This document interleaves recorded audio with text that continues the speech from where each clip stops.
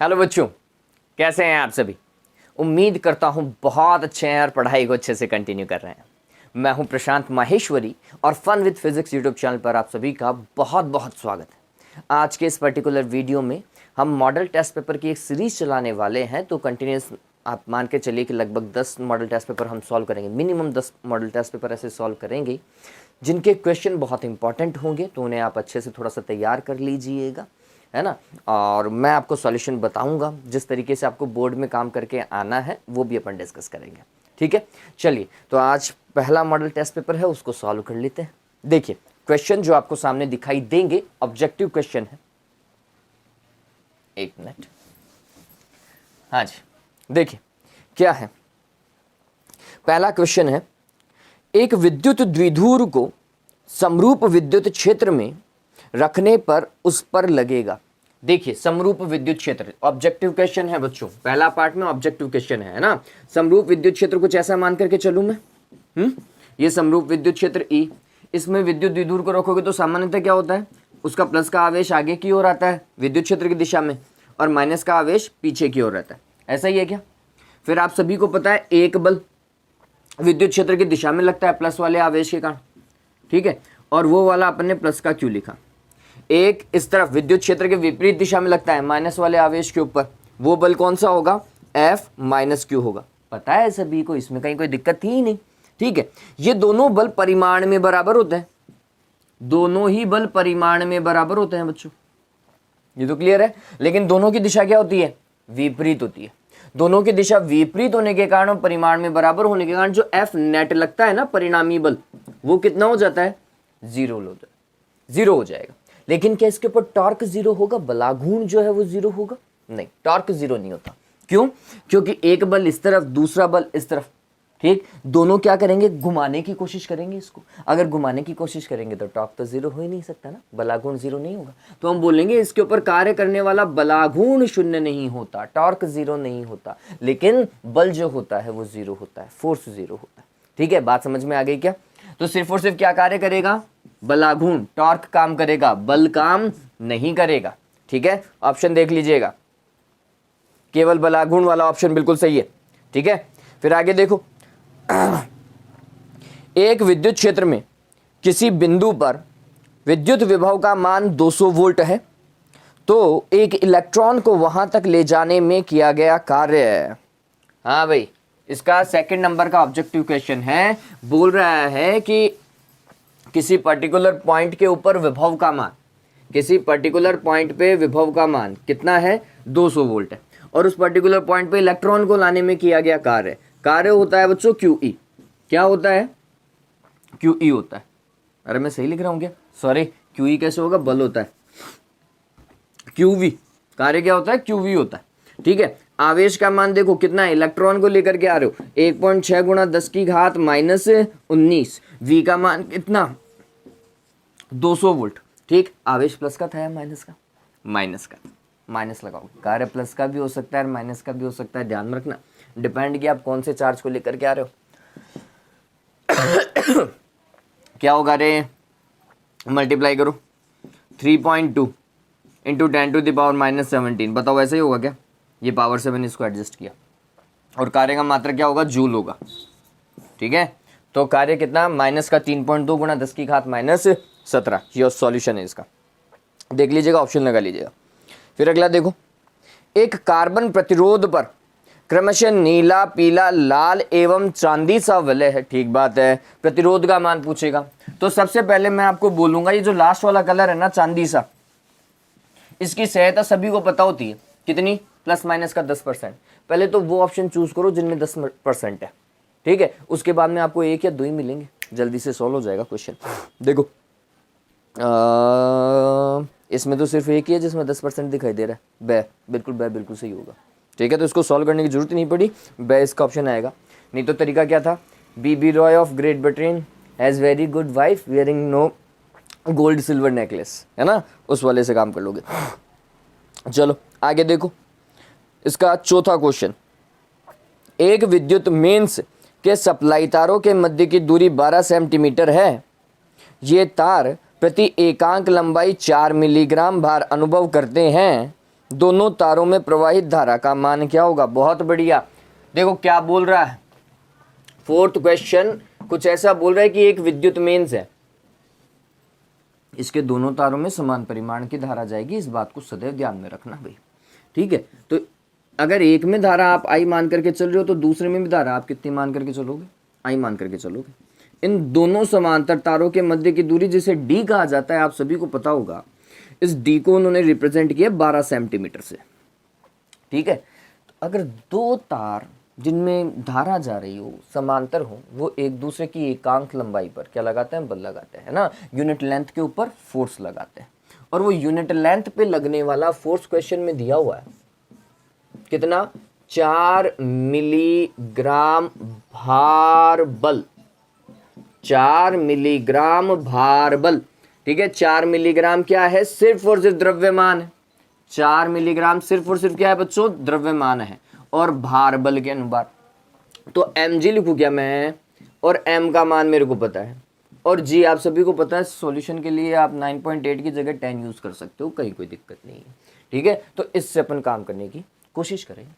चलिए, इसका खुद का भी एक फॉर्मूला है F/L का, कितना भाई, mu naught I1 I2 divided by 2 pi D. बताओ था नहीं था ना, इज इक्वल्स टू क्या बच्चों, 4 मिलीग्राम। 4 मिली का 10⁻³ ग्राम का भी 10⁻³ बताओ इसमें कोई दिक्कत है क्या, मिली और ग्राम को किलोग्राम में कन्वर्ट किया है और mg का g लिख रहा हूं, g की वैल्यू कितनी, 10 लेकर के चल रहा हूं, ठीक है। म्यू नॉट कितना होता है रे बच्चों, 4 पाई इंटू 10⁻⁻7 है ना। I1 और I2 परिमाण में समान है, I² 2 पाई,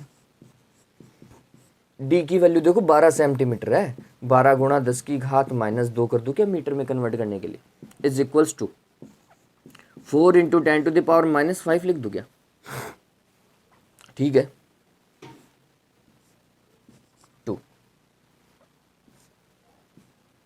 6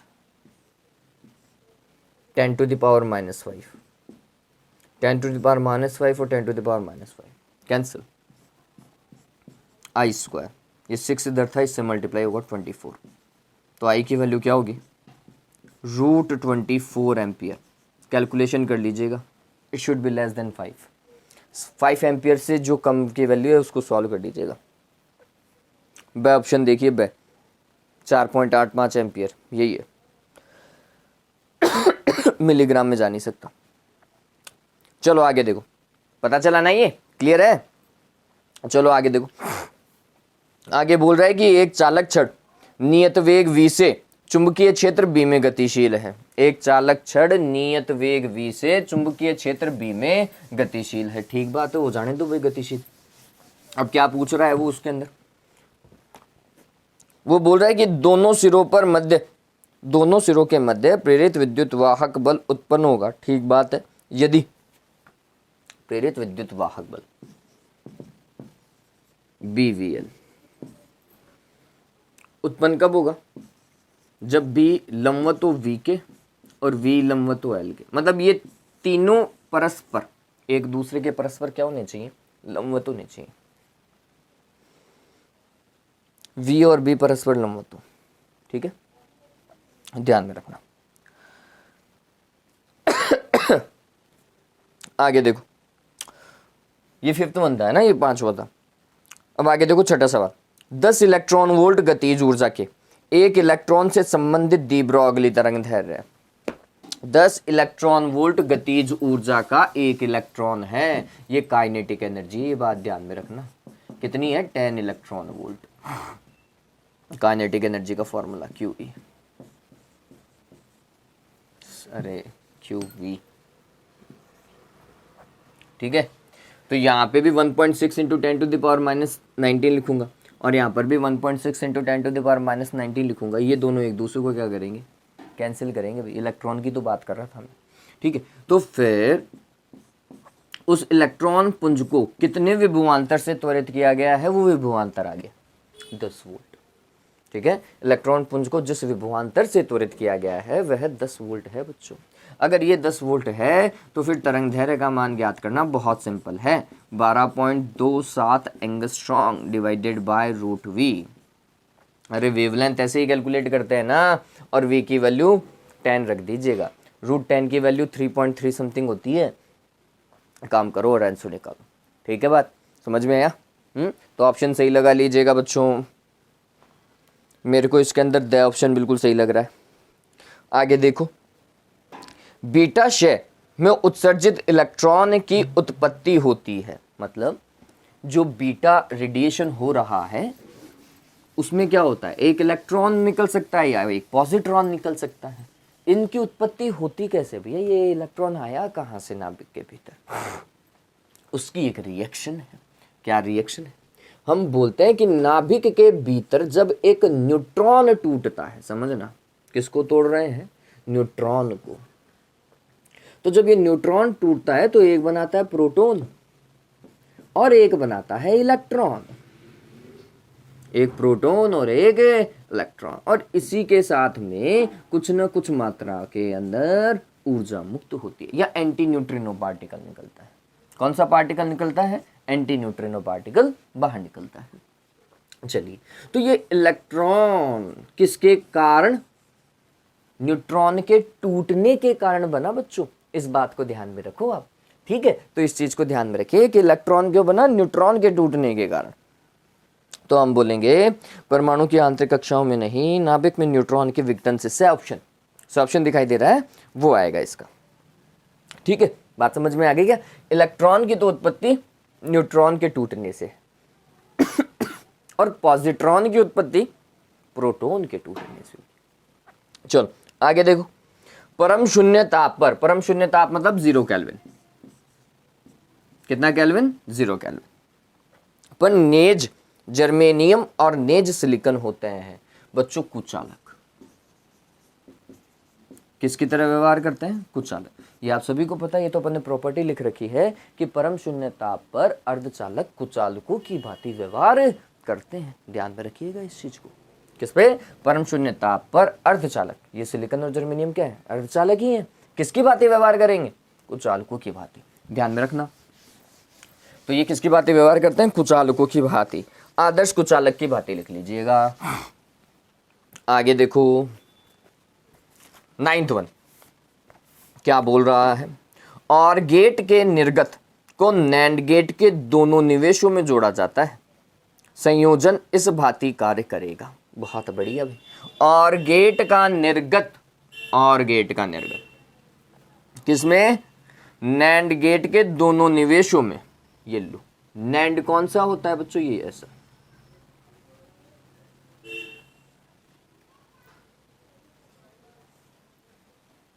यू। और कौन सा होता है ऐसा?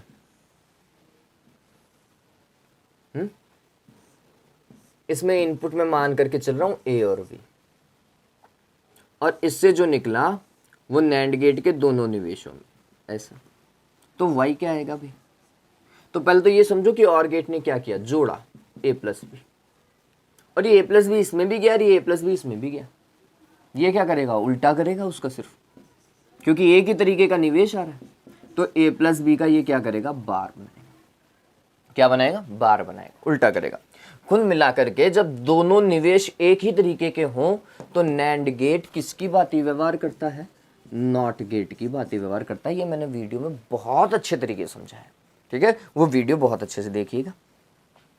तो संयोजन इस भांति कार्य करेगा, नॉट गेट की भांति व्यवहार करेगा। इस बात को ध्यान में रखिएगा बच्चों, ठीक है? तो हम क्या बोल रहे हैं? और गेट का निर्गत किस में जा रहा है? नैंड में जा रहा है। तो नैंड जो उल्टाई करने का कार्य करेगा, अर्थात नॉट गेट की भांति व्यवहार करेगा। अब देखो, एक बच्चे ने मेरे से पूछा था कि सर किस तरीके से हम जवाब दें, है ना, ऑब्जेक्टिव क्वेश्चन किस तरीके से लिखें। तो देखो बहुत अच्छे से तरीका समझा रखा है। आपको क्या बनानी है? एक सिंपल सी टेबल बनानी है, टाइम कंज्यूम नहीं करना है इसके अंदर।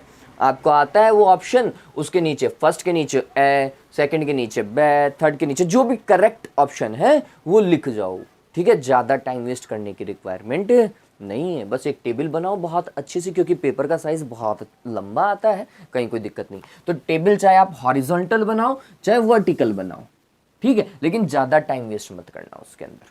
ठीक है, क्वेश्चन नंबर फर्स्ट डाला, फिर 1 2 3 4 5 6 7 8 9 उसके सामने उसके ऑप्शन लिख दिए, बस इतना। ठीक है, क्वेश्चन लिखने की कोई रिक्वायरमेंट नहीं होती। फिर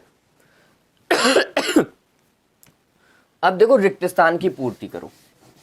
दूसरा जो क्वेश्चन है वो रिक्त स्थान की पूर्ति करो वाले क्वेश्चन है। अरे इसके अंदर भी ऐसा ही करना है। Question number 2 first second third fourth और सामने आंसर, आंसर ही लिखना है, पूरा उतारने की रिक्वायरमेंट नहीं है। चलो देखो क्या बोल रहे हैं। ऐसे पृष्ठ जिनके प्रत्येक बिंदु पर विभव समान होता है, क्या होता है, समविभव पृष्ठ। तो हमने लिखा क्वेश्चन नंबर 2 और इसका पहला और फिर लिखा समविभव। क्या लिखेंगे, समविभव पृष्ठ। हो गया काम खत्म। ठीक है, फिर इसका सेकंड, तार की प्रत्येकांक लंबाई में विभव पतन को, तार की प्रत्येकांक लंबाई में विभव पतन को बोलते हैं विभव प्रवणता। क्या बोलते हैं बच्चों, विभव प्रवणता। ठीक है, सभी को पता है x is two V by L होता है। अरे यही होता है ना, वी बाई एल होता है। ठीक है, ये लिखने की आवश्यकता नहीं, ये लिखना था। फिर थर्ड वन क्या है, हेनरी मात्रक है, दो चीजों का मात्रक है। या तो स्वयं प्रेरकत्व लिख दो या अन्योन्य प्रेरकत्व लिख दो। ठीक है, तो ये आपके ऊपर डिपेंड करता है कौन सा उतारना। दोनों ही सही हैं, दोनों में से कोई एक लिख के आइएगा। अग्र अभिनति का मान बढ़ाने पर धारा तेजी से बढ़ती है। अरे डायोड में पता है ना जैसे जैसे हम वोल्टेज को इंक्रीज करते हैं ग्राफ कैसे जाता है, ऐसा ही ना, इस तरफ V होता है, इस तरफ I होता है। तो जैसे जैसे वोल्टेज को इंक्रीज करते हैं धारा भी बढ़ती जाती है। ठीक, तो ध्यान में रखिएगा, क्या धारा भी क्या होती है, बढ़ती है। बस इतना ही लिखना था, हो गया, इतना ही था। बात समझ में आई? बहुत सिंपल है बच्चों, बहुत सिंपल है। चलिए आगे देखिए क्वेश्चन नंबर 3, और वापस से एक पंक्ति वाले ही क्वेश्चन है, तो इनमें भी ज्यादा टाइम वेस्ट करना नहीं है, स्ट्रेट टू द आंसर रहिएगा। समझ रहे हो मेरी बात को, स्ट्रेट टू द आंसर। एक एक नंबर वाले सवालों में स्ट्रेट टू द आंसर, जो उसको चाहिए वही उतार के है। ठीक है, बड़े वाले सवालों में अपन रूपरेखा तैयार कर सकते हैं, छोटे वाले सवालों में डायरेक्ट टू द पॉइंट काम करो ताकि वो टिक लगाए। ठीक है, तो question number third, question number third में क्या बोल रहा है, मीटर सेतु की सहायता से अज्ञात प्रतिरोध ज्ञात करने के लिए परिपथ चित्र। बच्चों ये बहुत अच्छे से समझा रखा है मैंने मीटर सेतु। ठीक है, तो वो वाला वीडियो देखिए, आपको सिर्फ और सिर्फ परिपथ चित्र ही बनाना है तो सिर्फ और सिर्फ परिपथ चित्र ही, डायग्राम ही बना के आना, इसके अलावा और कुछ नहीं करना। उम्मीद करता हूँ ये आप आराम से काम कर लेंगे, है ना। चलिए फिर, चुंबकीय क्षेत्र की दिशा ज्ञात करने के कोई भी दो नियम। चुंबकीय क्षेत्र की दिशा ज्ञात करने के लिए हालांकि बहुत सारे नियम हैं, लेकिन उनमें से जो दो सामान्यतः यूज किए जाते हैं उनके नाम बता देता हूं। एक तो है बच्चों दाएं हाथ के अंगूठे का नियम, दाएं हाथ के अंगूठे का नियम। ठीक है, और ए, और इसका बी। दूसरा आप क्या लिख सकते हो, मैक्सवेल कॉर्टिस रूल, या फिर स्नो रूल लिख लो, स्नो ज्यादा यूज होता है, स्नो रूल। ठीक है, फिर वृत्ताकार धाराओं के लिए दाहिनी हथेली का नियम भी आप यूज कर सकते थे, लेकिन ये दो लिख लीजिए। आपको सिर्फ और सिर्फ नाम ही लिखने थे, पूरा रूल नहीं लिखना, सिर्फ नाम लिखो, स्ट्रेट टू द पॉइंट काम करो। आगे देखो, चित्र में वर्णित स्थिति के लिए प्रेरित धारा की दिशा की प्रागुक्ति कीजिए। आपको ये बताना है कि प्रेरित धारा की दिशा कौन सी है, और मेरे हिसाब से बहुत सारे बच्चे इस चीज को समझने की कोशिश भी करते हैं, शायद समझ नहीं पाते हैं, वो बात अलग है। चलिए इसके लिए क्या करेंगे, देखो बच्चों, इसमें होता है देखना इंपॉर्टेंट, कि आप देख कहां से रहे हैं, है ना। ये बात ध्यान में रखिए कि हम देख कहां से रहे हैं, देखने के हिसाब से चीजें चेंज हो जाती हैं। चलिए, तो मैं एक बार के लिए रफ आइडिया बना रहा हूं।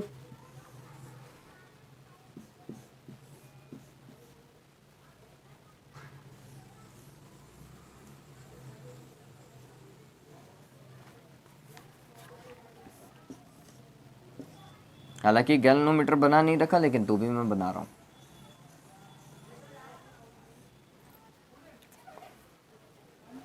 देखिए कुंजी ऑफ है, कुंजी ऑफ है, ध्यान में रखना। ऑफ है इसका मतलब भी हम समझने की कोशिश करेंगे कि क्या होगा। ठीक, ऑफ का मतलब पहले ऑन थी और आपने जस्ट हटाया, पहले ऑन थी फिर आपने जस्ट क्या किया है, हटाया है, ध्यान में रखना। ठीक, तो पहले धारा कैसे जा रही थी, यूं, धारा यूं जा रही थी, यूं, ऐसा। ठीक, इस तरीके से अगर धारा जा रही है और जैसे ही आपने ऑफ किया तो धारा का परिमाण हो रहा है कम, धारा के मान में क्या आ रही है बच्चों, कमी आ रही। मैं एक बार के लिए ये और लिख लेता हूं कि इसमें है x इधर, r इधर और y इधर। ठीक है, धारा के मान में क्या आ रही, कमी आ रही, धारा का मान चेंज हो रहा है, धारा का मान चेंज हो रहा है तो इसका मतलब क्या है, इसमें प्रेरित धारा बनेगी। ठीक है, इसमें क्या बनेगी, प्रेरित धारा बनेगी। कब तक बनेगी, जब तक कि यहाँ पे धारा का मान जो है वो अधिकतम से कहाँ तक ना आ जाए, 0 ना हो जाए। जैसे ही 0 आ गया यहाँ पर भी प्रेरित धारा खत्म हो जाएगी। ठीक है, लेकिन ये बात ध्यान में रखना, जब तक ये चेंज हो रही है धारा तब तक यहाँ पे प्रेरित धारा का मान मिलेगा और ये प्रेरित धारा जो है इस धारा के मान को बढ़ाने की कोशिश करेगी। क्या करने की कोशिश करेगी, बढ़ाने की कोशिश करेगी। ठीक है, ये बात ध्यान में रखना। तो अगर मैं इस तरफ देखता हूं तो ये मेरे को कुछ ऐसा, ओके, यूज आ रही है ना, n, इस तरफ क्या बन रहा है, n बन रहा है। ठीक, इस तरफ n बन रहा है तो इस तरफ क्या बनना चाहिए भाई, बढ़ाने के लिए। तो बच्चों बढ़ाने के लिए यहां पे बनना चाहिए था s, इधर क्या बनना चाहिए था, s। और अगर इधर s बन रहा है तो ऑटोमेटिकली इधर क्या बनेगा, n बनेगा, ध्यान में रखना। अरे भाई ये सीधी सी बात है, अगर मेरे को रिपल्शन करवाना हो तो मैं कम करवाऊंगा, रिपल्शन मतलब प्रतिकर्षण करवाना है, इसका मतलब मैं कम करवाऊंगा, और अगर आकर्षण कराऊं इसका मतलब मैं बढ़ाने की कोशिश करूंगा। ठीक है, और मेरे को यहाँ पे मूल धारा को बढ़वाना है क्योंकि धारा के मान में कमी आ रही है और प्रेरित धारा ऐसी होगी जो मूल धारा के मान को क्या होगी, बढ़ाएगी, इंक्रीज करेगी, है ना। इंड्यूस करंट ऐसी होती है जो मेन करंट को इंक्रीज करने की कोशिश करेगी, इंक्रीज करने की कोशिश करेगी तो यहाँ पे अपोजिट पोल होने चाहिए। तो अगर ये n है, ये s है, तो फिर यहाँ पे क्या बनेगा, n। और हम देख कहाँ से रहे हैं, सीधी सी बात है, हम दूसरे एंड से देखते हैं, उधर से नहीं, उधर तो किसी ने काम कर दिया, अपन को तो यहाँ से देखना है। तो ये कैसे जा रहा है, ऐसा, n है ना, n ऐसा, ऐसा लेकर के आओ। ठीक है, तो इस तरफ से n ऐसा गया तो धारा गई y, y से गई x, x से गई r, r से गई y, ऐसा यू। ठीक है, तो ये बात ध्यान में रखिएगा। तो हमने बोला धारा की दिशा है x r y x, x r y और वापस से x, या y x r y, जहां से चालू करो वहां पे कंप्लीट है। ठीक है, तो ध्यान में रखना, इस तरीके से, बहुत सिंपली तरीके से आप देख सकते हो, ये बहुत सिंपल तरीका है ना। और इवन ये आपकी बुक का ही क्वेश्चन है, अलग से नहीं, एनसीईआरटी में दिया हुआ ये क्वेश्चन। चलो आगे देखो क्या बोल रहा है। डेविसन जर्मर के प्रयोग का मुख्य उद्देश्य क्या था, बताओ क्या था। डेविसन जर्मर प्रयोग का मुख्य उद्देश्य क्या था बच्चों, इलेक्ट्रॉन की तरंगीय प्रकृति को प्रदर्शित करना। क्या था, इलेक्ट्रॉन की तरंगीय प्रकृति को प्रदर्शित करना। यहाँ पे मैं गतिशील लगाना भूल गया, गतिशील होना चाहिए। ठीक है, या फिर गतिशील कणों की तरंगीय प्रकृति को प्रदर्शित करना। और वैसे भी उस प्रैक्टिकल में इलेक्ट्रॉन के बारे में बात की गई है तो हम इलेक्ट्रॉन लिख सकते हैं।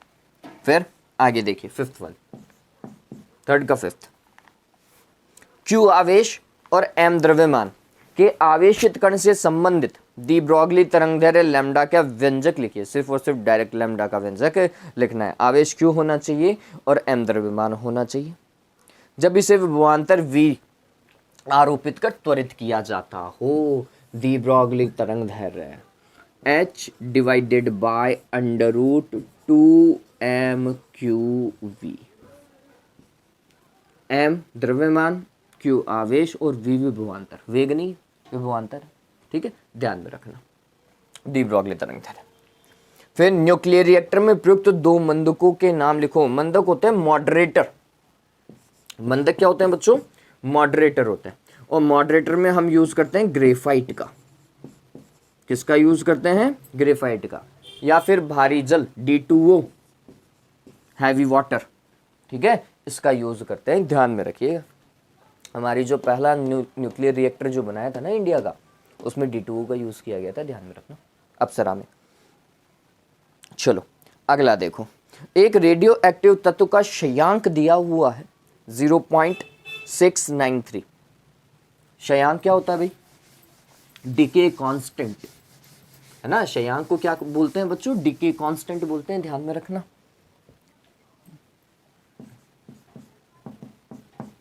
और लैम्डा से रिप्रेजेंट करते हैं। कितना है? 0.693 प्रति मिनट है। इसकी औसत आयु और माध्य आयु क्या होगी? मैंने दोनों चीजें एक ही बोल दी क्या? ओके, अर्ध आयु है, हाफ लाइफ है। हाफ लाइफ देखो, half life T1/2, half life, अर्ध आयु। अर्ध आयु के लिए फॉर्मूला फेमस है बच्चों, बताओ, मेरे को याद नहीं आ रहा, तुम बता दो। कितना? 0.693 डिवाइडेड बाय लैम्डा, यही था क्या? इसी तरीके से लिखते हैं। चलिए, तो क्या होगा? 0.693 डिवाइडेड बाय लैम्डा, और ये भी 0.693 है, लेकिन पर मिनट है, तो मिनट कहाँ जाएगा? ऊपर जाएगा, ध्यान में रखना। ये तो कैंसिल हो गया, तो 1 मिनट है ना। 1 मिनट जो है वो उसकी हाफ लाइफ है। क्या है? Half life. और हाफ लाइफ और मीन लाइफ मतलब अर्ध आयु और औसत आयु में एक संबंध है। क्या भाई? औसत आयु, average, is equals to 1.41 half life, या तो ये, ठीक है, या फिर 1 लैम्डा, या फिर 1 लैम्डा, दोनों में से आपके ऊपर जो सही लगे वो चूज कर लो। तो मैं टी में निकाल चुका हूँ हाफ लाइफ का, तो 1 रखूंगा तो 1.41 आएगा, मेरा आंसर तो निकला हुआ है, इतना मिनट आ जाएगा। अदरवाइज मैं बता सकता हूँ, मतलब आप भी ऐसा कर सकते हैं, 1/λ जो दिया हुआ है उससे डायरेक्ट कैलकुलेट कर लो, आपको जो सही लगे वो जल्दी से यूज कर लीजिएगा। ठीक है, पता चल गया होगा ना। चलिए आगे देखो, संधि डायोड में विसरण धारा की दिशा क्या होती है? विसरण देखो, दो तरीके की धारा होती है, एक होती है डिफ्यूजन करंट, है ना, और एक होती है कौन सी? Drift current. क्वेश्चन नंबर 8 है ये ना। दो करंट होती है, एक तो विसरण धारा और एक अपवाह धारा, डिफ्यूजन और ड्रिफ्ट। चलिए, तो जब डायोड बन रहा होता है, क्या होता है बच्चों? जब डायोड, पीएन डायोड बन रहा होता है, मैं इस तरफ पी मान रहा हूं, इस तरफ एन मान लेता हूं, ठीक है, तो पी भाग है तो इधर क्या होंगे? होल्स होंगे, होल्स ज्यादा होंगे ना, कंसंट्रेशन होल्स का बहुत ज्यादा होगा। और इस तरफ क्या होंगे? इलेक्ट्रॉन्स होंगे, इस तरफ इलेक्ट्रॉन्स का कंसंट्रेशन ज्यादा होगा, इनका सांद्रता ज्यादा होगी, इलेक्ट्रॉनों की सांद्रता ज्यादा होगी। तो क्या होगा? ये होल्स कहाँ की ओर जाएंगे? इस तरफ जाएंगे, और इलेक्ट्रॉन्स कहाँ की ओर जाएंगे? इस तरफ जाएंगे। ऐसा होगा जब डायोड बन रहा था, ठीक है। तो हम देखते हैं कि होल्स जो हैं वह पी भाग से, होल्स मतलब धनात्मक आवेश, वो पी से कहाँ की ओर जा रहा है? एन की ओर, जबकि ऋणात्मक आवेश जो है वो एन से कहाँ की ओर भाग रहा है? पी की ओर भाग रहा है, ठीक है। तो इस स्थिति में जो धारा बहेगी उसकी दिशा तो एक ही रहेगी। कैसे? या तो धनात्मक आवेश की गति की दिशा लो, या ऋणात्मक आवेश की गति की दिशा के विपरीत दिशा लो। आप सभी को पता है धारा की दिशा कैसे लेते हैं, है ना, इलेक्ट्रॉन के प्रवाह की दिशा के विपरीत। तो इलेक्ट्रॉन जा रहा था ऐसा, तो धारा जाएगी ऐसे। या फिर धनात्मक आवेश की गति की दिशा ले लो, वही धारा की दिशा होती है, ये बात ध्यान में रखना, ठीक है। तो हमने बोला धनात्मक आवेश होल्स था, इधर भाग रहा है, कहां से कहां की ओर? पी से एन की ओर। तो ध्यान में रखना, विसरण धारा जो क्वेश्चन में पूछ रहा है, विसरण, डिफ्यूजन करंट, वो तो प्रवाहित होती है कहां से? पी से एन की ओर। और एक होती है अपवाह, ये पूछा नहीं है, बता रहा हूं, अपवाह उल्टी होती है, N2 कहां होती है? पी की ओर। अपवाह मतलब ड्रिफ्ट करंट, वो होती है N2 पी की ओर, है ना। अपवाह करंट क्यों बोलती है? एक्सटर्नल इलेक्ट्रिक फील्ड के कारण, किसके कारण बहती है अफवाह धारा? बाह्य विद्युत क्षेत्र के कारण। विसरण धारा क्यों बहती है? सांद्रता के कारण। किसके कारण? सांद्रता के कारण, कंसंट्रेशन के कारण। ठीक है, ध्यान में रखना। चलिए, तो ये ए जो खंड था वो बहुत सिंपल था, आपको सिर्फ और सिर्फ ये लिखना विसरण धारा पी भाग से एन भाग की हो, बस इतना ही। ठीक है, चलिए, तो ए भाग इतना ही है बच्चों, बहुत सिंपल था। अब इसके बाद में जो नेक्स्ट आता है हमारे पास में, दैट इज खंड ब। अब यहाँ पे 1.5 नंबर के सवाल आ गए, और ये बहुत सारे सवाल है बच्चों, ये बात ध्यान में रखना। एक सीरीज ही लगा दी है इस बार आरबीएससी ने। विभव प्रवणता तथा विद्युत क्षेत्र के तीव्रता में संबंध स्थापित कीजिए। अरे बहुत सिंपल है, हालांकि मैं अब ज्यादा क्वेश्चन करवाऊंगा नहीं, मतलब सारे सॉल्यूशन करना इतना वो पॉसिबल नहीं है, बहुत वीडियो लंबा बन जाएगा, लेकिन तो भी बता देता हूं। वो बोल रहा है कि किसके बीच में? विभव प्रवणता तथा विद्युत क्षेत्र की तीव्रता में संबंध। चलिए, विभव प्रवणता या तो होती है x, या फिर हम बोलेंगे dv डिवाइडेड बाय dl। ठीक है, और किसके बीच में? विद्युत क्षेत्र के बीच में आपको क्या देखना है? संबंध देखना है। ये एक सिंपल और एक अच्छा सवाल है, आप चाहें तो देखो क्या हो रहा है, मैं बताता हूं। लेट्स सपोज करो आपके पास में एक प्लस का आवेश है, कोई भी आवेश मूल आवेश है Q, और इसके कारण इस बिंदु पर विद्युत क्षेत्र E है, और ऐसा मान सकते हैं कि इसके कुछ दूरी पर यहां पर विभव जो है वो V है, और इसके कुछ आगे जो है वो विभव, देखो आगे की ओर जाओगे विभव के मान में कमी ही आएगी, ये बात ध्यान में रखना। तो ये वाला विभव क्या होगा? तो हम बोलेंगे V माइनस टीवी। ठीक है, या फिर आप ऐसा कर लो, इस चीज को आप क्या लिख लो? V प्लस dv लिख लो, तो यहां पर विभव क्या हो जाएगा? V हो जाएगा। कुछ दूरी पे जाओगे तो विभव में क्या आएगी? कमी आएगी। ये आपका रिप्रेजेंटेशन है, ये बात ध्यान में रखिए। ऐसे ही यहां से लेकर यहां तक के विद्युत क्षेत्र में भी क्या होगा? परिवर्तन होगा, दैट इज DE। वो परिवर्तन क्या होगा? DE होगा, ये बात ध्यान में रखो। मैं इस दूरी को बोल रहा हूं DR, इस वाली दूरी को क्या बोल रहे हैं? DR बोल रहे हैं, ये थोड़ा सा ध्यान में रखिएगा। ठीक, अब इस चीज को काम करने के लिए हम कुछ इस तरीके का फॉन्ट, आपने शायद एक फॉर्मूला पढ़ा होगा कि विद्युत क्षेत्र E सदिश इज इक्वल्स टू माइनस का dv डिवाइडेड बाय dr। ये आप सभी को याद होगा, याद है? नहीं है? बहुत सिंपल सा तरीका था ये। कैसे निकाल रहे थे इस चीज को? वो सिंपल सा तरीका क्या था? हमने कुछ ऐसा बोला था, समझना। कार्य से चालू कर रहे थे, W इज इक्वल्स टू होता है fx होता है fdr। ठीक है, और वो कार्य हम बोल रहे हैं यहाँ से यहाँ तक लेकर आने में कर रहे हैं, इस पॉइंट से कहाँ तक? इस तरफ लेकर के आने में कर रहे हैं, है ना? यहाँ से यहाँ तक लेकर के आने में कर रहे हैं। चलिए, मैं ये रिप्रेजेंटेशन हटा देता हूँ।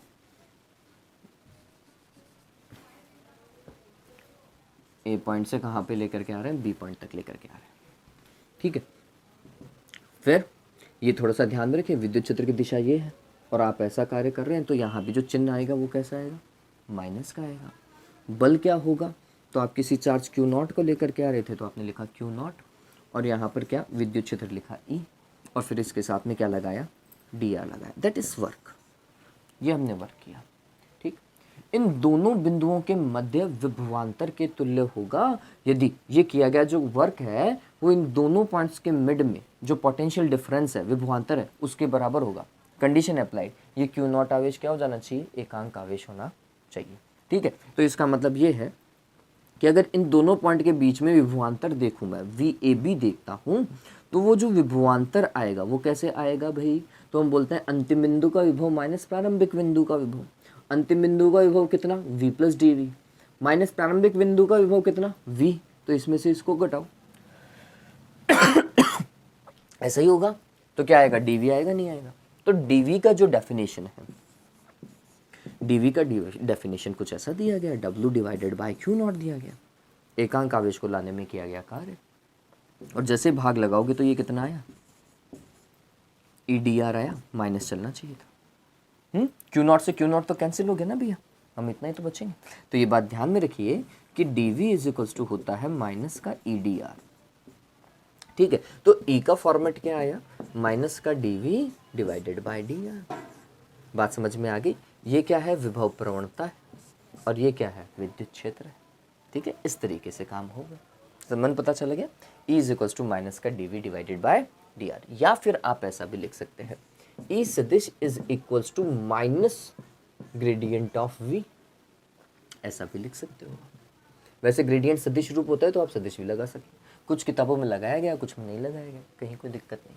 ठीक है, तो आप ऐसा भी लिख सकते हैं, कहीं कोई दिक्कत नहीं है। इसे डेल संकारक बोलते हैं, डेल ऑपरेटर। ठीक है, तो ध्यान रखें, ऐसा काम होगा। तो ये था इसका संबंध स्थापित करना। बहुत सिंपल है रे, बहुत सिंपल है। चलो पांचवा देखो। ओहो, ये तो न्यूमेरिकल ही है, करेंगे अपन। देखिए क्या बोल रहा है, के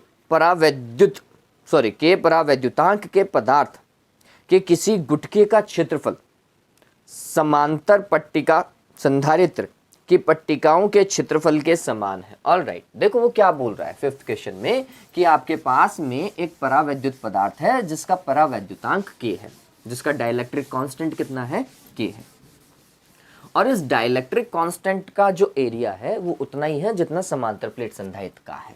क्वेश्चन नंबर 5 की बात कर रहे हैं, समांतर प्लेट संधारित्र, और उसके बीच में जो भी परावैद्युत पदार्थ भरा है उसका एरिया उतना ही है जितना कि इसकी प्लेटों का क्षेत्रफल है।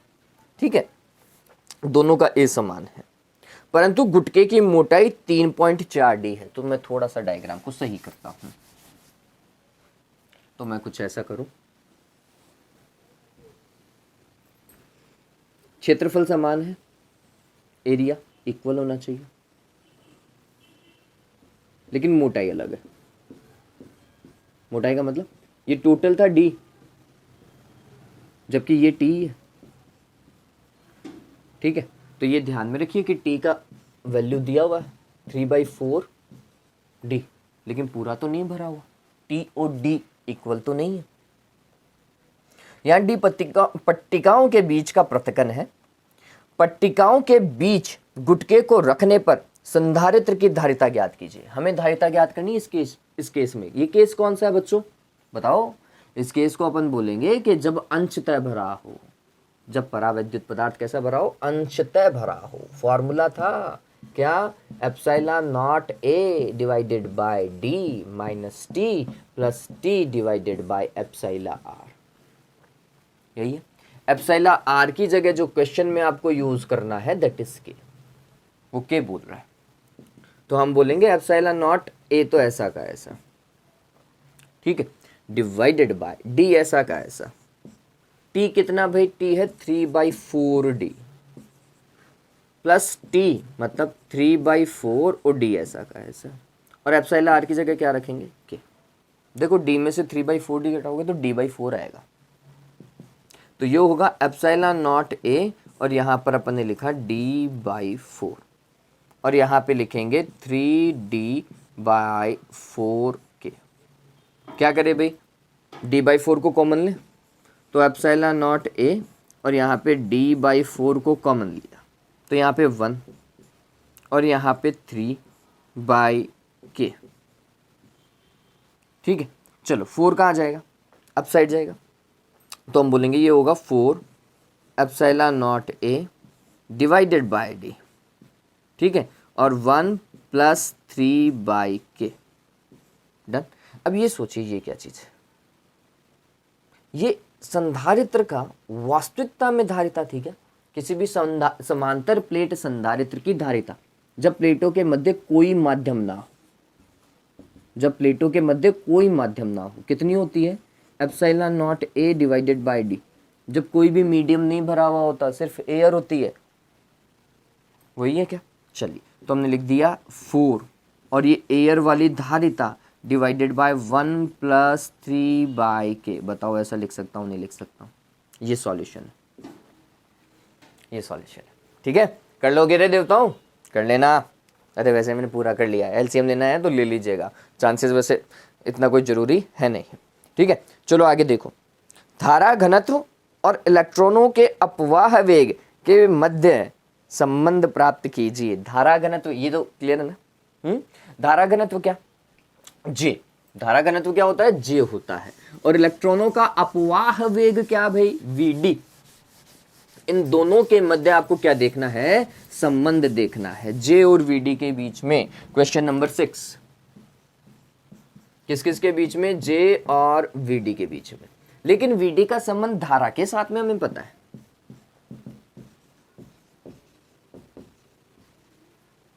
ठीक है, पता था। चलो ए का डिवाइड लगा दो, ए का डिवाइड लगाओ,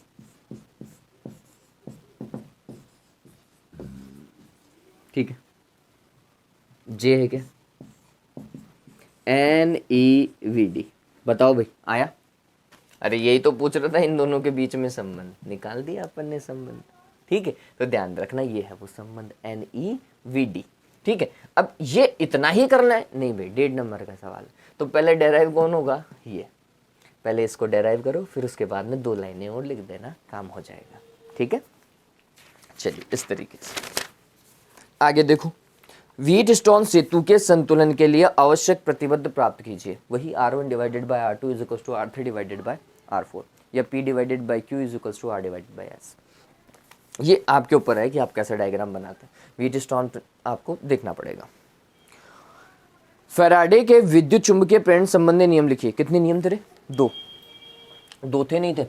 पहला नियम क्या बोल रहा था, पहले में तो उन्होंने ये बोला था कि आपके पास में कोई कुंडली है ना, और उस कुंडली से संबंधित चुंबकीय फ्लक्स क्या हो रहा हो, चेंज हो रहा है। ये कुंडली मान लो, और इससे संबंधित चुंबकीय फ्लक्स अगर चेंज हो रहा हो तो इस कुंडली में क्या उत्पन्न होगा, प्रेरित विद्युत वाहक बल उत्पन्न होगा। ये पहला नियम था, ठीक है। और अगर ये कुंडली बंद है तो इसमें प्रेरित धारा भी उत्पन्न होगी, ठीक। बात समझ में आई। क्या बोल रहा था कि यदि किसी कुंडली के सापेक्ष चुंबकीय फ्लक्स, आपस से यदि किसी कुंडली के सापेक्ष चुंबकीय फ्लक्स में समय के साथ परिवर्तन आता रहे तो उस कुंडली में प्रेरित विद्युत वाहक बल उत्पन्न होगा, और यदि कुंडली बंद है तो कुंडली में प्रेरित धारा भी उत्पन्न होगी। ये पहला था। दूसरा क्या था, दूसरा उन्होंने बोला कि ये जो प्रेरित विद्युत वाहक बल है, इसका परिमाण चुंबकीय फ्लक्स में परिवर्तन की दर के समानुपाती होता है। चुंबकीय फ्लक्स में परिवर्तन की दर के समानुपाती होता है। फिर नियतांक हम लगाते हैं के, और के का मान 1 आता है, तो आप इसे d∅dt लिख सकते हैं बराबर के साथ। वापस से, प्रेरित विद्युत वाहक बल का परिमाण चुंबकीय फ्लक्स में परिवर्तन की दर के या तो तुल्य बोल दो या समानुपाती बोल दो, कहीं कोई दिक्कत नहीं है, ध्यान में रखना, कहीं कोई दिक्कत नहीं। समानुपाती भी बोल सकते हो, तुल्य बोल सकते हो। तो ये जो इंड्यूस्ड ईएमएफ है ना, वो मैग्नेटिक फ्लक्स में change with respect to time के क्या होता है, प्रोपोर्शनल होता है, या rate of change in magnetic flux के इक्विवेलेंट होता है, ठीक है, ध्यान में रखिएगा। आगे देखिए 9th वन एक न्यूमेरिकल है, तो इसको तो सॉल्व करना बनता ही। मैं आपको न्यूमेरिकल तो सारे ही सॉल्व करवाऊंगा। देखो आगे क्या बोल रहा है, एक कुंडली का स्वप्रेरकत्व 5 हेनरी है। क्वेश्चन नंबर 9, स्वप्रेरकत्व L की वैल्यू 5 हेनरी। थोड़ा सा धीरे धीरे बोलने लग गया था रे, है ना, थोड़ा अजीब सा लगने लग गया होगा आपको। R की वैल्यू देखो क्वेश्चन के अंदर कितनी दे रखी है, 20 ओम दे रखी है क्या, ये 20 ओम है। फिर इसके सिरों पर 100 वोल्ट का एक विद्युत वाहक बल लगाया जाता है। कितने की बैटरी, 100 वोल्ट की, 100 वोल्ट की एक बैटरी लगा दी है, तो स्थायी धारा हो जाती है। तो कुंडली के चुंबकीय क्षेत्र में संचित ऊर्जा का मान ज्ञात करो। संचित ऊर्जा ½ Li²। एक कुंडली जिसका स्वप्रेरकत्व दिया हुआ है, उसका प्रतिरोध दिया हुआ है, उस पे V आरोपित किया गया है, संचित ऊर्जा पूछ रहा है। L की वैल्यू दी हुई है, I की तो दिक्कत है ना। तो जब स्थायी धारा जाती है बच्चों, ध्यान में रखना, जब स्थायी धारा जाती है तो उसका जो स्वप्रेरकत्व वाला गुण है ना, वो खत्म हो जाता है। ये बात ध्यान रखो, मतलब इंड्यूस्ड ईएमएफ करने वाला जो सीन है वो खत्म हो जाता है। तो फिर ये दोनों ही चीजें आपको धारा का मान ज्ञात करवाने के लिए सक्षम है। क्या भाई, V/R, बताओ आएगा नहीं आएगा। 100 बटा क्या करूं मैं, 20 कर दूं क्या, 5 एम्पियर आ रहा है क्या, बताओ धारा। I का मान रख सकता हूं, L का मान दिया हुआ है, बताओ कार्य आएगा नहीं आएगा। और यही किया गया कार्य क्या होता है, ऊर्जा में संचित होता है, ठीक है। मात्रा किस में लगाओगे, जूल में लगा लेना। तो इस तरीके से ये होगा। बात समझ में आ गई रे देवताओं। आगे देखो, चित्र द्वारा प्राथमिक इंद्रधनुष बनने की प्रक्रिया को दर्शाइए। व्याख्या कीजिए कि किस कोण पर प्राथमिक इंद्रधनुष दिखाई देता है। 40 से 42 किताब में बहुत अच्छे तरीके से डायग्राम दिया हुआ है, बना लीजिएगा। कितने डिग्री के एंगल से? 40 से 42 डिग्री के एंगल से। ठीक है, ये कर लीजिएगा काम। मैं वैसे यहाँ पे आपको डायग्राम बता रहा हूँ, वो डायग्राम देख लीजिएगा। ठीक है, दिखाई दे रहा होगा। चलो आगे देखो, वर्ण विक्षेपण क्या है? विक्षेपण का कारण लिखिए। वर्ण विक्षेपण, जब प्रकाश किसी श्वेत प्रिज्म जब श्वेत प्रकाश किसी प्रिज्म पर आपतित होता है तो वह अपने मूलभूत रंगों के अंदर या मूलभूत 7 रंगों में विभक्त हो जाता है। इसे ही क्या कहते हैं? वर्ण विक्षेपण कहते हैं। और वर्ण विक्षेपण का कारण क्या है कि प्रिज्म के पदार्थ का अपवर्तनांक प्रत्येक रंग की तरंगदैर्घ्य के लिए अलग अलग होता है, या तरंगदैर्घ्य परिवर्तित होने पर अपवर्तनांक के मान में भी परिवर्तन आता है, इस कारण। ठीक है, ध्यान में रखिएगा कि तरंगदैर्घ्य चेंज हो गई इसलिए अपवर्तनांक का मान भी चेंज हो गया, अपवर्तनांक का मान चेंज हो गया अतः विचलन कोण भी चेंज हो गया। ध्यान में रखना। ठीक है, ऐसा आप विचलन कोण लिखते हो ना, del M is equals to mu minus 1 into A. तो मैं क्या बोल रहा हूँ समझिए, हम बोल रहे हैं तरंगदैर्घ्य चेंज हो रही है। तरंगदैर्घ्य चेंज होने से इफेक्ट किसके ऊपर पड़ा? अपवर्तनांक पे पड़ा। अपवर्तनांक भी क्या हो गया? चेंज हो गया। और अगर अपवर्तनांक चेंज हो गया तो विचलन कोण भी क्या हो गया? चेंज हो गया। सभी अलग अलग विचलन कोण से विचलित होती हैं, इसलिए वो विभक्त हो जाती है। फिर आप बोलोगे कि सर इन दोनों में तो संबंध हमने पढ़ा ही नहीं। हाँ बिल्कुल नहीं पढ़ा होगा, कोई बड़ी बात नहीं है। एक फॉर्मूला है, कैश फॉर्मूला, ये बताता है। ठीक है, ये बताता है, ध्यान में रखना। चलो आगे देखो, अपवर्ती दूरदर्शक की तुलना में परावर्ती दूरदर्शी के 2 लाभों की व्याख्या कीजिए। मैंने बहुत अच्छे से बता रखा है बच्चों। परावर्ती मतलब रिफ्लेक्टिंग, अपवर्ती मतलब रिफ्रैक्टिंग टेलीस्कोप, है ना। वो जो लेंस वाली जो टेलीस्कोप थी जिसमें 2 लेंस ही थे, वो तो थी बच्चों अपवर्ती दूरदर्शी, रिफ्रैक्टिंग। ठीक है, और जिसमें एक लेंस था और एक दर्पण था, या 2 दर्पणों का उपयोग किया गया था। ठीक है, जिसमें दर्पणों का उपयोग हो रहा था वह परावर्ती दूरदर्शी है। ये याद आ रहा है? वो रिफ्लेक्टिंग टेलीस्कोप। और रिफ्लेक्टिंग टेलीस्कोप अच्छी होती है, उसका रीजन क्या है? पहला तो वो भार में हल्की होती है ना, लेस वेट। वेट कम है तो उसे आसानी से क्या किया जा सकता है? घुमाया जा सकता है, एक स्थान से दूसरे स्थान तक हम मूव कर सकते हैं उसको। ठीक है, दूसरा किफायती होती है, कॉस्ट कम लगती है भाई। दर्पणों का जो मिरर्स का जो कॉस्ट होता है वो कम होता है, दर्पणों का कॉस्ट लेंस के कंपैरिजन में कम होता है। ठीक, अब यहां से इंपॉर्टेंट है, बनने वाला प्रतिबिंब जो है, प्रतिबिंब मतलब इमेज, वो होता है तीव्र, मोर ब्राइट। ठीक है, more bright, sharp image. Sharp image मतलब बिल्कुल डॉट पता चलता है कि भैया ये कलर ये है, ये कलर ये है, शार्प इमेज बनती है। ठीक, फिर 2 और होते हैं, एक होता है स्पेरिकल एब्रेशन और एक होता है कलर एब्रेशन। इनको अपन क्या बोलते हैं? वर्ण विपतन, वर्ण विपतन। ठीक है, और एक गोलीय विपतन।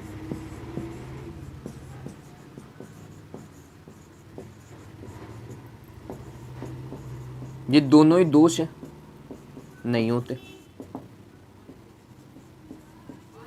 मिरर्स के अंदर ना तो वर्ण विपतन होता है ना ही गोलीय विपतन होता है। ये दोनों ही दोष जो है वो लेंस में होते हैं, मिरर्स में नहीं होते। मतलब colour aberration and spherical aberration, ये दोनों ही जो ड्रॉबैक है वो मिरर्स में नहीं है, वो किसके अंदर है? वो लेंसेज के अंदर है। तो अगर हम मिरर्स का यूज करेंगे तो हम इनसे भी छुटकारा पा लेंगे।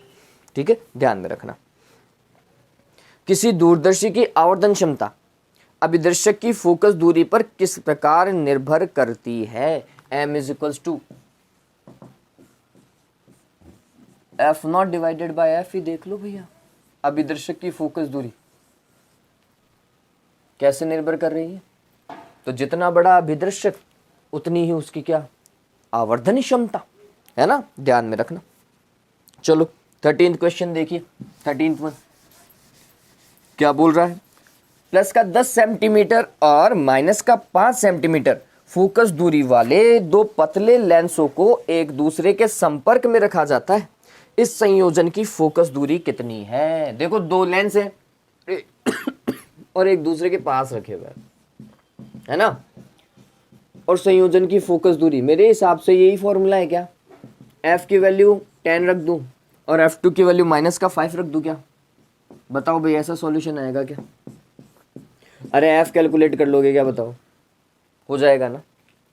देख लेना प्लस का आएगा या फिर माइनस का आएगा। माइनस का आएगा तो बोलना कि अपसारी की तरह व्यवहार करेगा, डाइवर्जिंग की भांति व्यवहार करेगा, और अगर प्लस का आ रहा है तो बोलना कन्वर्जिंग की भांति व्यवहार करेगा, अभिसारी की भांति व्यवहार करेगा। हालांकि ये पूछा नहीं, मैं आपको बता रहा हूँ, उसने सिर्फ फोकस दूरी ही पूछी थी। चलो आगे देखो, आगे देखो, अगर आप क्वेश्चन देख पा रहे होंगे, क्वेश्चन को देखो, अगला वाला क्वेश्चन बहुत सिंपल है, दिखाई दे रहा है। उस क्वेश्चन को अगर आप पढ़ पाएंगे बच्चों तो आपको देखो कुछ a और z की वैल्यू पूछी है अगले ने, और डीके है, नहीं a और z दे रखा है, फाइनल वाले का a और z पूछा है ना।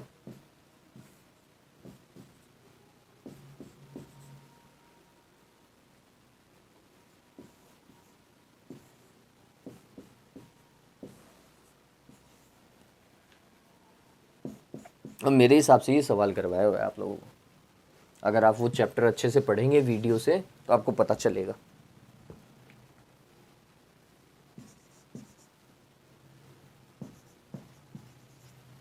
देखो इसके लिए x4 के लिए पूछा है आपको z और a कैलकुलेट करना है ना। सबसे पहले तो अल्फा डीके देखिए, ये अल्फा डीके है। अल्फा डीके के अंदर होता क्या है बच्चों, परमाणु क्रमांक जो होता है ये z की वैल्यू 2 कम होती है, तो यहाँ पर अपने लिखा 90, ठीक है। और ये जो होता है द्रव्यमान संख्या, atomic mass number 4 come, reduced by 4, reduced by 4 मतलब 234 लिख दूँ क्या, ये 38 था 234 हो जाएगा, -4 कर दिया। बीटा डीके, अगर बीटा में प्लस माइनस नहीं लगा रखा तो मैं इसे इलेक्ट्रॉन डीके ही मानूंगा। इलेक्ट्रॉन डीके के अंदर क्या होता है, इंक्रीज हो जाता है, एक एटॉमिक नंबर जो है वो एक इंक्रीज होता है, ठीक है। तो अगर एटॉमिक नंबर एक इंक्रीज कर दूं तो ये कुछ ऐसा होना चाहिए 91, और इसके ऊपर मास नंबर पे कोई इफेक्ट नहीं, ठीक है।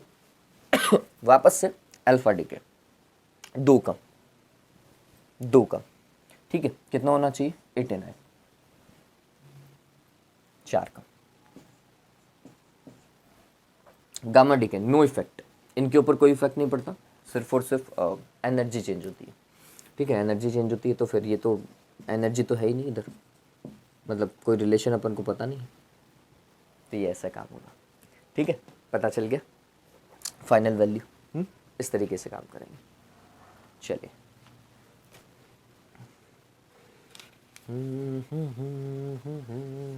ठीक है, चलो देखो, किसी रेडियो एक्टिव तत्व की, ये तो क्लियर है ना, उसको हटा दो। अगला क्वेश्चन देखिए, न्यूमेरिकल है, किसी रेडियो एक्टिव तत्व की सक्रियता, सक्रियता मतलब रेडियो एक्टिविटी, सक्रियता जो है दैट इज 10⁻³ विघटन पर वर्ष है भाई, 15। रेडियो एक्टिविटी को बहुत सारी बुक्स में R लिखा हुआ है, बहुत सारी में एक्टिविटी A लिखा हुआ है, दैट इज 10⁻³ विघटन पर वर्ष, ठीक है। अर्ध आयु और औसत आयु का अनुपात ज्ञात करो। अरे भगवान, ये क्यों दिया है मेरे को तो ये नहीं समझ आया, उलझाने के लिए दिया है। देखिए अर्ध आयु होती है T½ और औसत आयु होती है T एवरेज। फॉर्मूला देखो ना आप, फॉर्मूले से पता चलेगा आपको।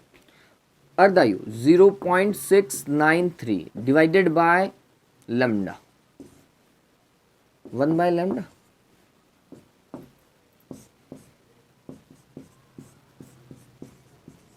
बताओ भाई,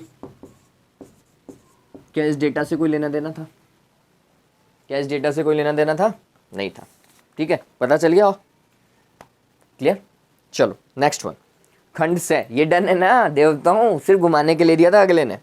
अगला देखो, एम्पियर का नियम लिखिए और एक अत्यधिक लंबी परिनालिका के अक्ष पर चुंबकीय क्षेत्र का व्यंजक प्राप्त कीजिए। भाई बताओ, एम्पियर मैंने बहुत अच्छे से करवा रखा है। B dot D L is equals to mu not summation I. B dot D L is equals to mu not summation I. अरे यही करवा रखा है ना, सर्किट लॉ एम्पियर का यही था। सदिश लगाइएगा यहाँ पर, ये अच्छे से लिख करके आना है। चुंबकीय क्षेत्र का रेखीय समाकलन उस बंद पथ से परिबद्ध समस्त धाराओं के बीजगणितीय योग का म्यू नॉट गुना होता है। ठीक है, और फिर परिनालिका के लिए चुंबकीय क्षेत्र कैलकुलेट किया था, mu not N I calculate किया था। ये मैंने बहुत अच्छे से समझा रखा है इस चीज को, मैं वीडियो का लिंक शेयर करूंगा, देख लीजिएगा, है ना। फिर बायो-सावर्ट के नियम का कथन लिखिए। बायो-सावर्ट का नियम क्या था भाई, किसी भी चुंबकीय अल्पांश के कारण चुंबकीय क्षेत्र, है ना, mu not divided by 4 pi ideal sine theta divided by R square. इसी को ही आपको थ्योरी में लिखना होता है, यही तो था। फिर क्या बोल रहा है, सीधे परिमित लंबाई के धारावाही चालक के कारण उत्पन्न चुंबकीय क्षेत्र का व्यंजक ज्ञात। ये दोनों ही अच्छे हैं, ये दोनों सवाल तैयार कर लीजिएगा, आपको एग्जाम में देखने को दिखाई मतलब मिलेंगे ये क्वेश्चन आपको एग्जाम में। ये दोनों ही सवाल अच्छे हैं। एक इसके अंदर एक और क्वेश्चन है, ये तो था सीधे तार के कारण, परिमित लंबाई के सीधे तार के कारण, जिसका फॉर्मूला आपका कितना आएगा, mu not divided by 4 pi D फिर sine phi 1 plus sine phi 2, ये आएगा, है ना। ये तो था परिमित तार के कारण। एक और है चुंबकीय क्षेत्र अक्ष पर, क्या था, mu not N I R square divided by 2 R square plus X square की पावर 3/2। किसी वृत्ताकार कुंडली के अक्ष पर स्थित किसी बिंदु पर चुंबकीय क्षेत्र, है ना। ये तो ये 3 सवाल ऐसे हैं इस चैप्टर के जो आने की चांसेस जो है ना वो बहुत ज्यादा रहते हैं। कुंडली के अक्ष पर चुंबकीय क्षेत्र, परिमित लंबाई के कारण चुंबकीय क्षेत्र और परिनालिका के कारण चुंबकीय क्षेत्र, ध्यान में रख लेना है ना। आगे देखो, प्रिज्म से गुजरने वाले प्रकाश के लिए आपतन कोण के फलन के रूप में विचलन कोण में विचलन को दर्शाने वाला ग्राफ, आपतन कोण और विचलन कोण के बीच में ग्राफ, प्रिज्म के लिए आई और डेल में ग्राफ। याद आया नहीं आया देवताओं? क्वेश्चन नंबर कौन सा, 17वें का पहला। ठीक है, कुछ ऐसा ग्राफ बनाया था रे, इस तरफ तो आई है और इस तरफ डेल है, ये ग्राफ कुछ यूं जाता है क्या, है ना। और हम बोलते हैं कि जब आई का मान किसके बराबर होता है, ई के बराबर होता है, तो डेल का मान न्यूनतम होता है, डेल एम के बराबर होता है। ठीक है, ध्यान में रखना। और प्रिज्म कोण और न्यूनतम विचलन कोण के पदों में अपवर्तनांक का व्यंजक म्यू इज इक्वल्स टू क्या था बच्चों, sine I, that is del M plus A divided by 2, विचलन कोण और प्रिज्म कोण divided by sine A by 2। बताओ ये था नहीं था, ये पूछा है, ये डेराइव करना पड़ेगा। अच्छा क्वेश्चन है ऑप्टिक्स के अंदर ही, रे ऑप्टिक्स में। फिर अगला देखो, दर्पण समीकरण की व्युत्पत्ति कीजिए, आवश्यक आरेख। दर्पण समीकरण तो बाय डिफॉल्ट हर दूसरे साल में पूछ लेते हैं, दूसरे या तीसरे साल में पूछ ही लेता है, आरबीएससी का काम ही दर्पण समीकरण को देना है। ठीक है, तो दर्पण समीकरण ऑप्टिक्स में देख ही लीजिएगा, बाय डिफॉल्ट ये पूछ ही लेता है। ठीक है, आगे देखिए, कार्यफलन को परिभाषित कीजिए। बहुत अच्छे से समझाया मैंने कार्यफलन वाला वीडियो, प्लीज देखिएगा। अगला देखो, कार्यफलन क्या होता है, न्यूनतम ऊर्जा जो किसी धातु सतह से इलेक्ट्रॉनों को मुक्त कराने के लिए आवश्यक होती है ना। आगे देखो, एक समान आवृत्ति और भिन्न तीव्रताओं के दो आपतित विकिरणों के लिए प्रकाश विद्युत धाराओं का पट्टिका विभव के साथ में आलेख खींचिए। प्रकाश विद्युत धारा और पट्टिका विभव तो चलेगा इस तरफ और प्रकाश विद्युत धारा चलेगी इस तरफ। अब देखो कंडीशन क्या है, समान आवृत्ति, अगर आवृत्ति समान है तो निरोधी विभव भी समान होगा, ध्यान में रखो ये कॉन्सेप्ट। और तीव्रता अलग अलग तो संतृप्त धारा भी अलग।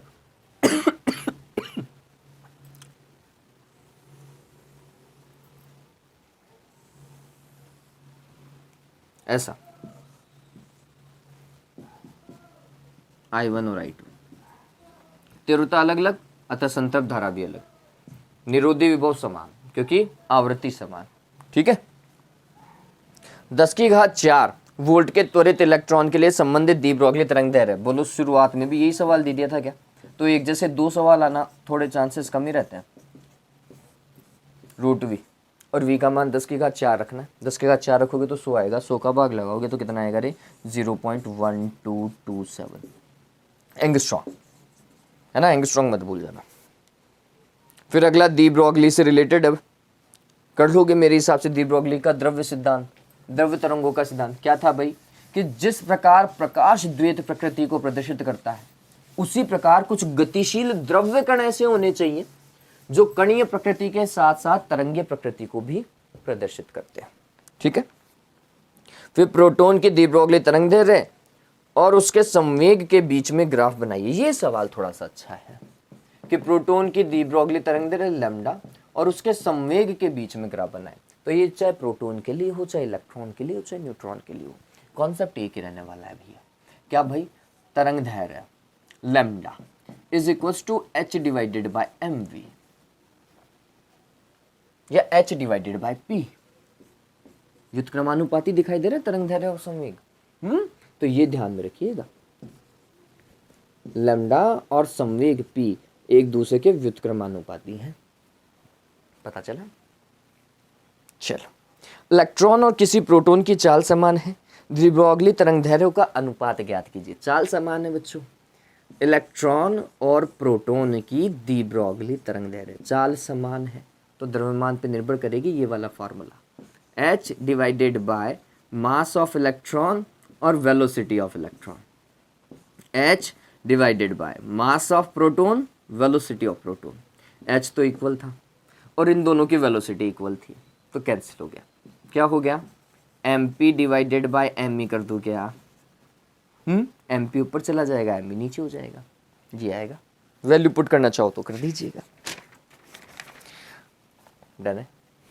ऑलराइट, आगे देखिए, आगे वाले सवाल कहीं कोई दिक्कत नहीं है। गाउस का नियम था, E.ds इज इक्वल्स टू, देवताओं फ्लक्स की वैल्यू लिखनी थी summation q divided by epsilon not, इतना ही तो था। अरे ये तो था ना, बस E.ds का थोड़ा सा दिमाग में रखिएगा, ऐसा E.ds ये बंद में आना चाहिए था, है ना। बस ये दिक्कत आती है, ये नहीं लगा के आते हो तो दिक्कत हो जाती है, और तो आप सभी को याद रहता है।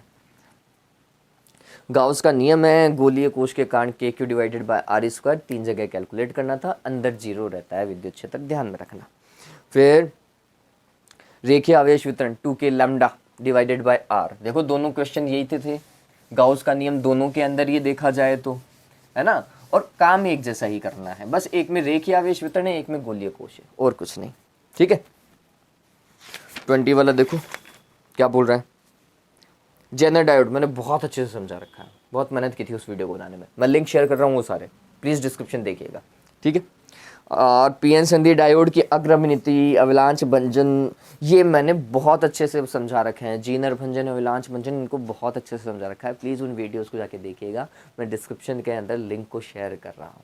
ठीक है, तो प्लीज़ ये सारी चीज़ देख लीजिएगा। उम्मीद करता हूँ कि आज के वीडियो में कहीं कोई दिक्कत नहीं होगी, है ना। चलिए, तो आज के लिए बच्चों इतना ही। Next day next model test paper के साथ में। Have a good day, take care.